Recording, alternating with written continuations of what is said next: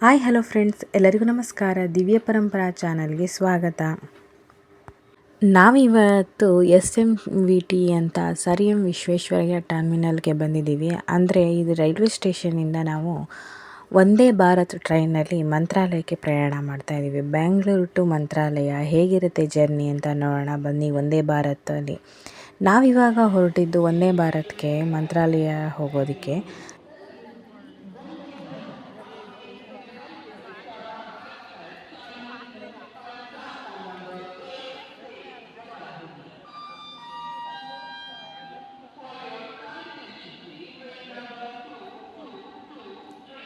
ನಾವು ಅಲ್ಲಿ ಸ್ಟೇಷನ್ಗೆ ಹೋದಾಗ ಮತ್ತು ಅಲ್ಲಿ ಇನ್ನೊಂದು ವಂದೇ ಭಾರತ್ ಟ್ರೈನ್ ನಿಂತಿತ್ತು.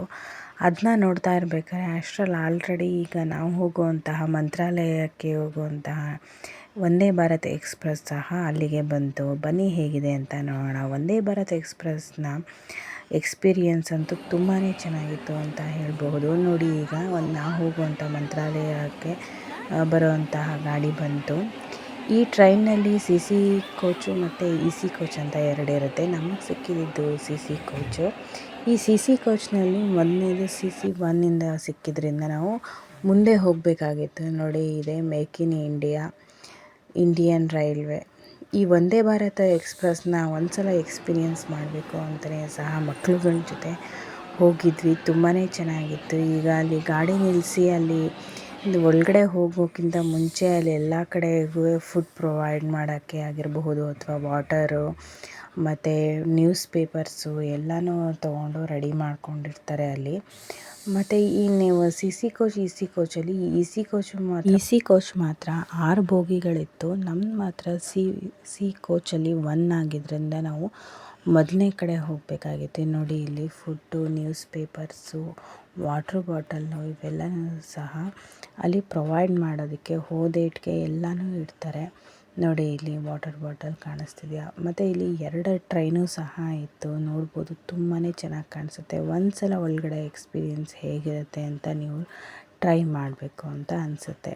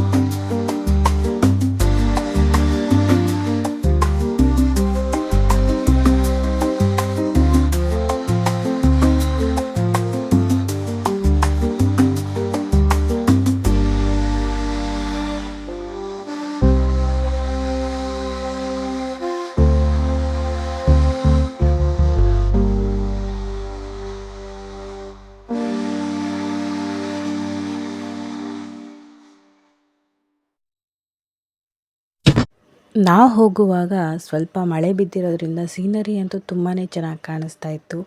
ತುಂಬಾ ಅದ್ಭುತವಾಗಿದೆ ಅಂತಲೇ ಸಹ ಹೇಳ್ಬೋದು. ಹೋಗ್ತಾ ಹೋಗ್ತಾ ಹಾಗೆ ನಾವು ಸನ್ಸೆಟ್ ಸಹ ನೋಡಿದ್ವಿ. ಈ ವ್ಯೂ ಅಂತೂ ನೋಡೋದಕ್ಕೆ ಮಾತ್ರ ತುಂಬಾ ಅದ್ಭುತವಾಗಿ, ತುಂಬಾ ಸಖತ್ತಾಗಿ ಕಾಣಿಸುತ್ತೆ. ಟ್ರಾವೆಲ್ ಮಾಡೋದಂತೂ ಸಹ ಗೊತ್ತೇ ಆಗಲ್ಲ, ಎಷ್ಟು ಹೊತ್ತಾದರೂ ಕೂತಿರ್ಬೋದು. ಮತ್ತು 5-6 ಅವರ್ಸಲ್ಲಿ ನಾವು ಮಂತ್ರಾಲಯದ ಹತ್ರ ಇದ್ವಿ. ಮತ್ತು ಈಗ ನೋಡಿ ಸನ್ಸೆಟ್ ಅಂತೂ ಎಷ್ಟು ಚೆನ್ನಾಗಿ ಕಾಣಿಸ್ತಾ ಇದೆ ಅಂತಂದರೆ ಅಷ್ಟು ಅದ್ಭುತವಾಗಿ ಕಾಣಿಸುತ್ತೆ. ಒಂದು ಸಲ ಈ ಎಕ್ಸ್ಪೀರಿಯೆನ್ಸ್ ಮಾಡಲೇಬೇಕಾಗಂತ ಅನಿಸುತ್ತೆ.